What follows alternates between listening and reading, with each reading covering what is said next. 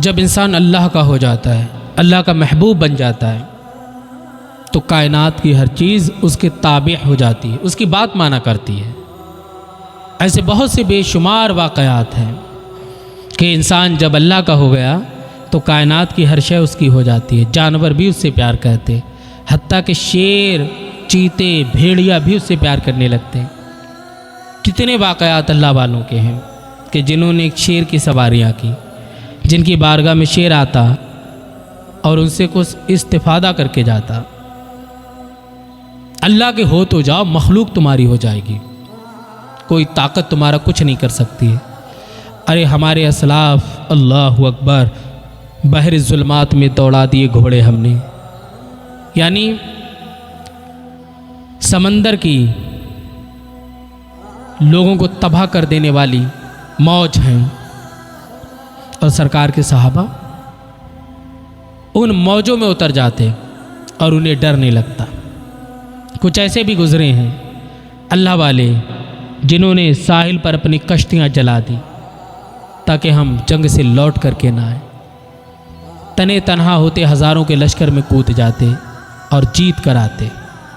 تو جو اللہ کا ہو جاتا ہے، اللہ اس کے لیے ذریعہ بناتا ہے، اسے اپنی حفظ و امان عطا کرتا ہے، اسے دینی اور دنیاوی مشقتوں سے دور فرما دیتا۔ شرط کیا ہے؟ اللہ کے بن جاؤ۔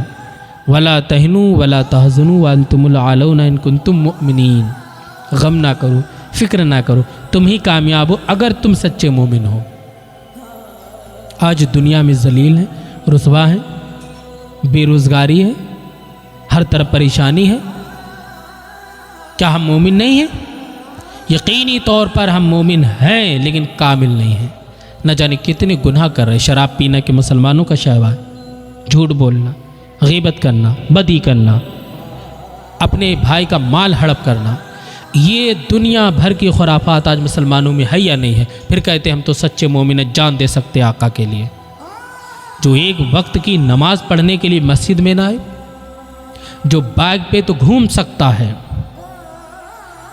جو ڈرامے تو دیکھ سکتا ہے، جو ٹی وی 2-2 5-5 گھنٹے بیٹھ کر کے خواتین اپنا وقت تو خراب کر سکتی ہیں، لیکن اذان ہو وہ نماز نہیں پڑھ سکتی، پھر کہتے ہیں مومن ہیں۔ عزت ہمارے لیے ہے، ہم مصطفیٰ کے غلام، جنت ہمارے لیے، یقیناً جنت آپ کے لیے ہے۔ مگر سوال کیا جائے گا؟ مال ملا، کہاں سے ملا، کہاں خرچ کیا؟ جوانی ملی، کہاں لٹائی؟ یہ سب بتانا پڑے گا۔ جنت بعد کی چیز ہے، پہلے اعمال کا حساب ہوگا، پوچھا جائے گا قبر میں نماز کے بارے میں۔ اب نماز تمہارے پاس ہے نہیں تو مجھے ایک بات بتاؤ، کیا جواب دو گے؟ تو تم یہاں پر پکڑے جاؤ گے اور جہنم میں ڈال دیے جاؤ گے۔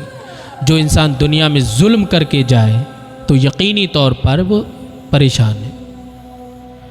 ایک واقعہ عیون الحکایات کے اندر علامہ ابن الجوزی نے نقل کیا ہے۔ وہ کہتے ہیں کہ ایک مرتبہ ابو سفیان ثوری رحمۃ اللہ علیہ ایک دریا کے کنارے بیٹھے، اچانک ایک بچھو آیا جو کہ بڑا زہریلا دیکھنے میں لگ رہا، بڑا زہر اس کے اندر ہوگا۔ کہتے ہیں مجھے خوف ہوا کہ کہیں یہ میرے اوپر نہ آ جائے۔ وہ دریا کے کنارے گئے، وہاں سے مگرمچھ نکلا، وہ اس کے اوپر سوار ہوا، دریا کے دوسرے کنارے گیا، جنگل کے اندر جھاڑی میں ایک نوجوان شراب پیے لیٹا ہوا تھا، اس کے پاس بیٹھ گیا۔ کہتے ہیں میں بھی پیچھے پیچھے چلتا رہا، میں نے دیکھا نوجوان کے پاس بچھو ہے، مجھے اندیشہ ہوا یہ اسے مار دے گا۔ اس کے بعد میں اسی جھاڑی سے ایک اژدہا نکلا، بڑا سانپ، بڑا ڈراؤنا۔ مجھے ایسا لگا کہ یہ سانپ اسے مار دے گا۔ وہ سانپ اسے ڈسنے کے لیے نوجوان کو آ ہی رہا تھا، بچھو نے اس پر حملہ کیا، ماتھے پر کاٹا، سانپ مر گیا۔ دوبارہ اٹھتا ہے، دریا کے کنارے آتا ہے، مگرمچھ پہ بیٹھتا ہے اور اپنی جگہ چلا جاتا ہے۔ سفیان ثوری کہتے ہیں میں لوٹ کر کے نوجوان کے پاس گیا، میں نے اسے اٹھایا، میں نے کہا قدرت کے کیسے کیسے کرشمے ہو گئے، تجھے کچھ نہیں پتا؟ اللہ اکبر۔ نوجوان بولا کیا بات ہے؟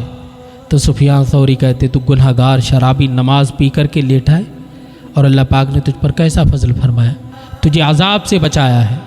اے ظالم، اب بھی اللہ کی بارگاہ میں توبہ کر لے۔ کب توبہ کرے گا؟ اب یہ وقت ہے توبہ کر لے۔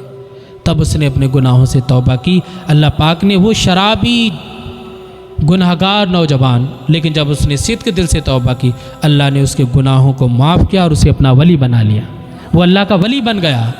تو نیک اعمال کرو، اللہ پاک تمہاری مدد فرمائے گا، گناہوں سے بچائے گا۔ میرے دوستو اپنے نفس پر کنٹرول کرو، گناہوں سے بچو، اللہ پاک ہمیں نیک اعمال کی توفیق عطا فرمائے۔